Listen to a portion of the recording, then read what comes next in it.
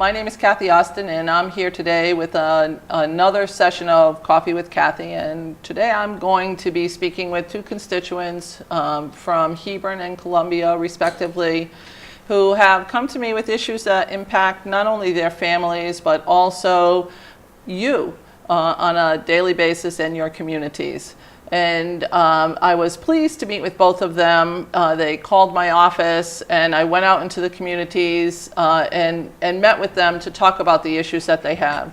And their issues are real and important and impact you and your neighbors and your communities. And I'm hopeful that we'll be able to pass legislation this session coming up that will directly impact and make and improve the concerns that they both had. And first we have Alison Quiron here today, and she's from Hebron. How are you today? Good, thanks for having me. Oh, I'm so happy. You know, I was really pleased to meet with you. We went to a little coffee clutch place called Simply Sweet in Hebron. It was nice. I've met a few people there. Mm-hmm. It's a really nice place to go. Good food. I try to stay away from places that have good food because then I tend to eat too much. But nice pastries, right? They are. They're really great. And you came to me because you have been dealing with an issue of a child with dyslexia. Yeah, I contacted you because I've been having concerns about dyslexia, which started for me early on with my youngest son. He was having trouble with reading, learning his letter sounds, sequencing, and things of that nature. I approached the school and was told, you know, this is normal progress. We'll keep an eye on it. Eventually, in second grade, he had testing and was diagnosed with dyslexia. I feel that there could have been interventions earlier on as far as screenings and diagnosis that would have prevented him from being years behind in reading before finding out about the diagnosis. And didn't you pay for him to be tested yourself originally? I did not pay for him to be tested originally. What happened was the school tried to put a program together. I believe that within my district it wasn't so much an action gap, but it was a knowledge gap. So they attempted to remediate and provide him services which were ineffective. At that time, I approached the school, which was just recently within this past year, and the school wasn't seeing the same results as I was seeing. And at that time, I paid for private testing to show the school, this is actually what's happening with him, and this is where we need to go. So this started you on a path that I think is so admirable. You not only realized that this was a problem for your young son, it's also a problem in education in general with dyslexia. And how did you find out about the efforts that are going on nationally with dyslexia? So I think with anything, when something happens to you, you try to reach out to somebody else that could connect with you, where you could gather information back and gain that support. When I was on the internet, I came across a group of like-minded parents in New Jersey who had started a grassroots movement called Decoding Dyslexia New Jersey. I contacted those parents and received information, and they encouraged me to start a group in Connecticut. So in February, I started the chapter of Decoding Dyslexia Connecticut. Since February, I was the sixth state to come on board. Currently, we're 42 states strong with the Decoding Dyslexia movement, all pushed by parents looking for appropriate education for our dyslexic children and trying to inform people about dyslexia, what it is, and educate policymakers on best policies. So if people want to look at what you're doing, they can get information on Decoding Dyslexia in Connecticut on your Facebook page that's called Decoding Dyslexia. Make sure it has a hyphen after it, CT. Yes, and they could also go to our webpage, which is decodingdyslexiact.org. That's perfect. All good legislation, from my perspective, starts with grassroots movement. So you have 42 states that are now on board for this. You mentioned New Jersey. Has New Jersey already implemented legislation? Yeah, New Jersey started about 2 years ago, the Decoding Dyslexia movement, but prior to that, there was a mom, Beth Ravelli, who started a campaign by herself, and she was able to get a task force together. So once Decoding Dyslexia came on board, they were that extra push after the task force was done for legislation. They just recently, within the past session, passed several bills. Still are, some are in committee, but several bills did pass. And we are looking in Connecticut to do two right away. One would be providing a definition for dyslexia in statute, which would then allow us to track how many children have dyslexia, which there are there are a lot of numbers that are bandied about, but by just putting the definition, we could then start tracking dyslexia. And a bill that would require early screening, much the same as we do for autism and other impediments for children to learn. So these are two things that would not, if you were looking just at the cost of things and not at the good results of things, would not be very expensive to implement, but would provide us a mechanism to start tracking what we have out there as a problem. Right, I think that early screening is extremely important. These early years are when you'd start to develop your phonemic awareness, which is essential for reading. The screenings that are currently done in Connecticut, we would just add an additional screening to those K through 3 screenings so that we could put in additional measures to red flag these children to track them to see if they need additional services. So it was about 3 or 4 weeks ago, there was a forum down in New Britain that was held that was about dyslexia. And you had two professors from Yale talk about their work. And could you tell me a little bit about what happened that day? So the Connecticut branch of the International Dyslexia Association had an event, and they invited Drs. Sally and Bennett Shaywitz. They're with the Yale Center for Dyslexia and Creativity, and they're on the forefront of research concerning dyslexia and have provided us tremendous amount of information and the science behind dyslexia. They've also been a part of the federal bipartisan caucus and are rolling out a dyslexia awareness initiative. They have come to show through science and fMRI studies that the word form area of the brain for a dyslexic does not function the same as a non-impaired reader. But they have also showed that with proper intervention that those neurons and pathways start to show activity after receiving that appropriate instruction.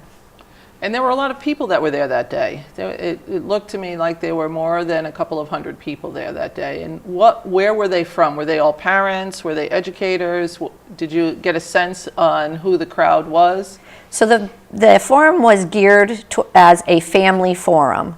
But my conversation with the majority of the people was very split. It was half of them were families and half of them were educators. I believe that our teachers in our public school systems want the knowledge and they want to know what are the best practices. So you think that with this definition, putting a definition in statute on dyslexia and requiring early screening would be a way that would not only help the affected young people and their families, but it would also impact what teachers have for knowledge and ways for them to start implementing good programming so that those children can be successful moving forward. Right. I believe that as it stands right now, dyslexia falls under the IDEA under specific learning disability. So the schools can't even call it dyslexia. I think that it's important, if it is dyslexia, to call it dyslexia, which leads to proper programming. And then one of the things that I've talked to a lot of people, interestingly enough, I talked to the executive director of Reliance House, who has dyslexia, and he told me when he went to get his PhD, he went back to adult education and said, "Can you teach me to read?" He said, "I've always felt stupid because I could not read. Yet it's not that I'm stupid, it's that I am a person who is affected with dyslexia that's not had the proper treatment throughout time." He, like your son, was lucky enough to have parents who put a lot of time into his education, and he is a successful man, as I believe your son will be as he grows up, because of you and because of what you have done. So I think that what you're looking for is to address a problem so that all children can have the same valued education that you are working towards with your son. Right. Part of the definition of dyslexia is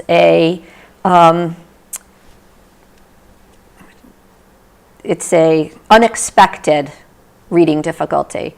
The dyslexics are average to above average intelligence. So if you have somebody with as my son has a very high IQ who can't read, they tend to think that they're stupid because they're comprehending everything that they're being told.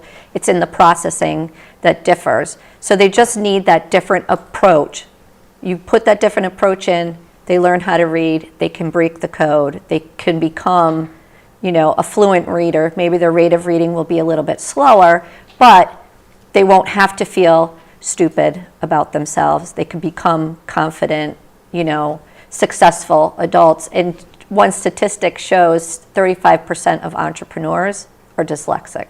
I applaud you for everything that you're doing, and I look forward to getting this legislation not only put in and talked about this year, but passed and put it into law. So you and I have some hard work ahead of us.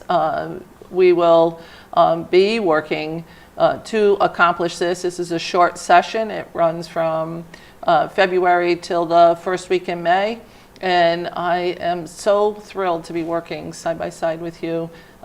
Excited beyond belief. I want to thank you so much for bringing this issue to me. And I just can't wait to see it implemented and get some good legislation passed. And I'd like to thank you so much for being our Connecticut champion and for having me today.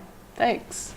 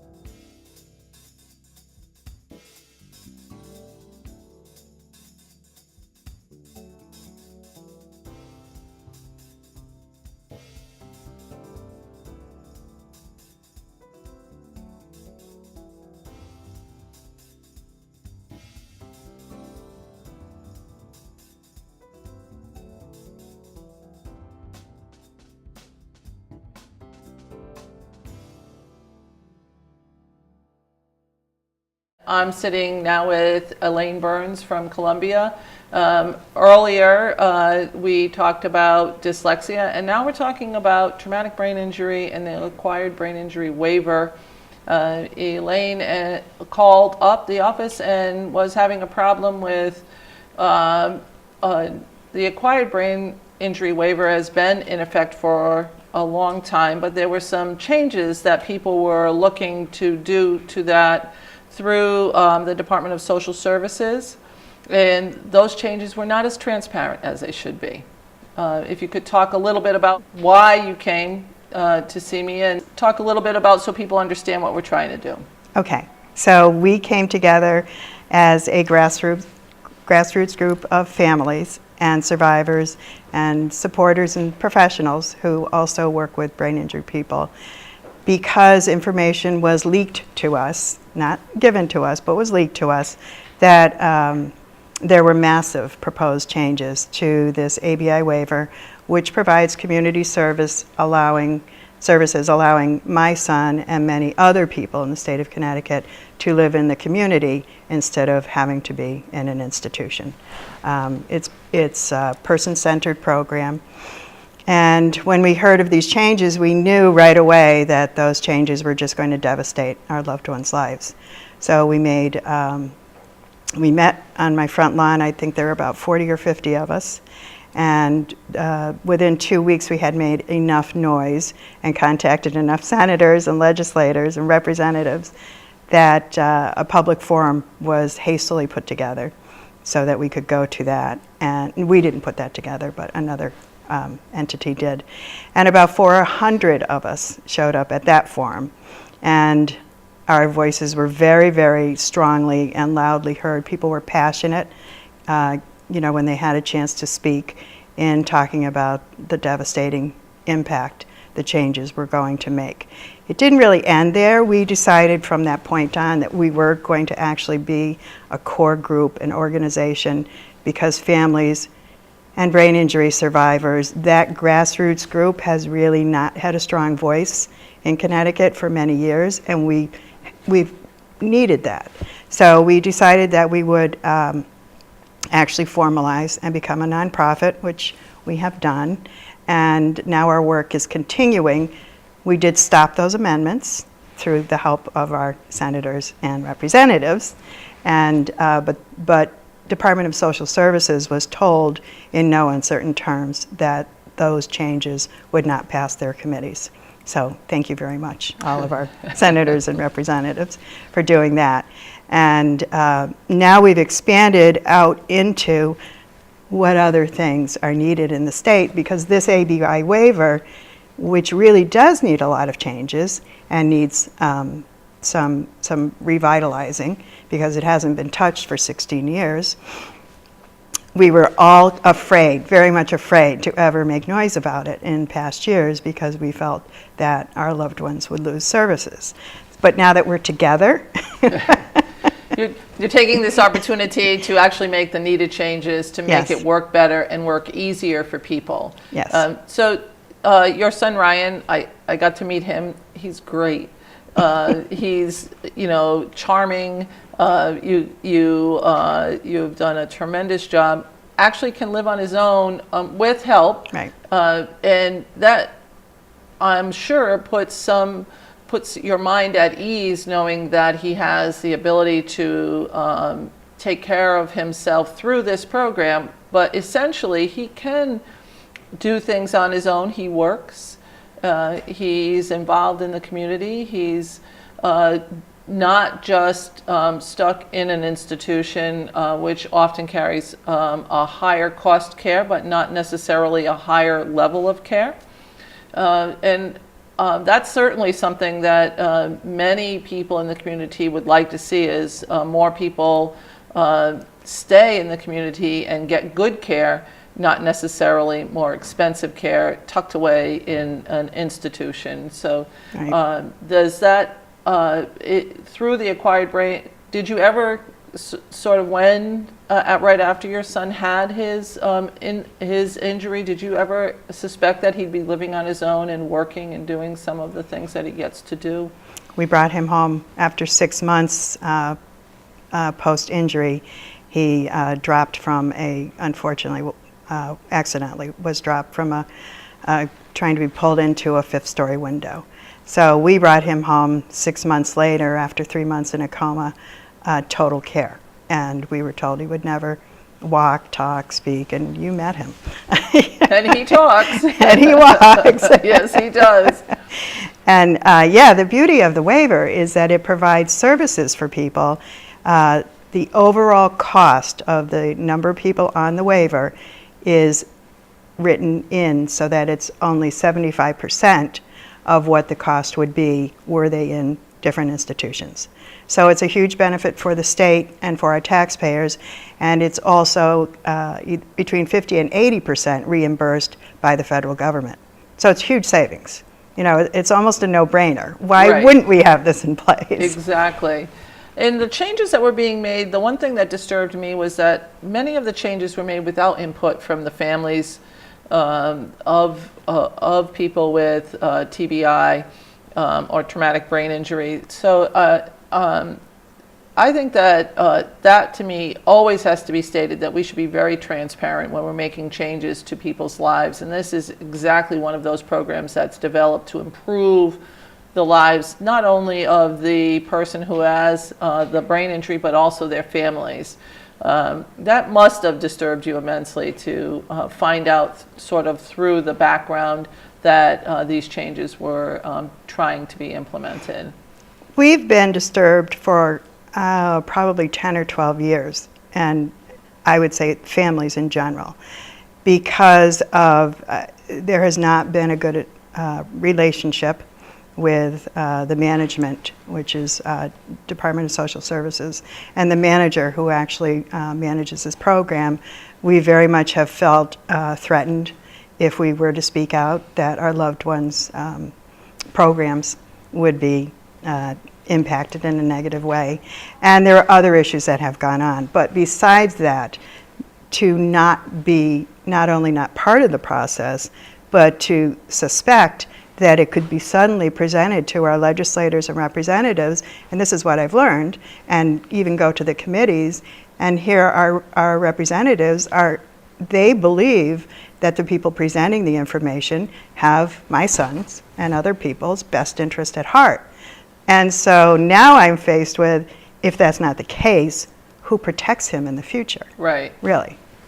I think that you and your family have done a remarkable job getting Ryan back up on his feet. You should take a lot of credit for that. It's your positive attitude. He has your positive attitude. He is not given up on himself because he has been given the opportunities, and I think he's been given those opportunities with that program. Definitely. And that's what we want to continue. We want to make sure that he is able to speak out.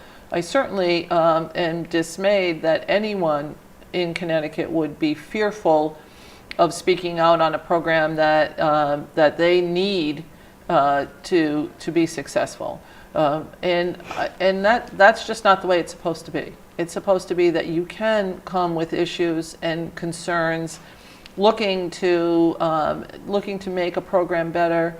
This program is cost effective. If we were only looking at the cost of things, this program would be a program that deserves support.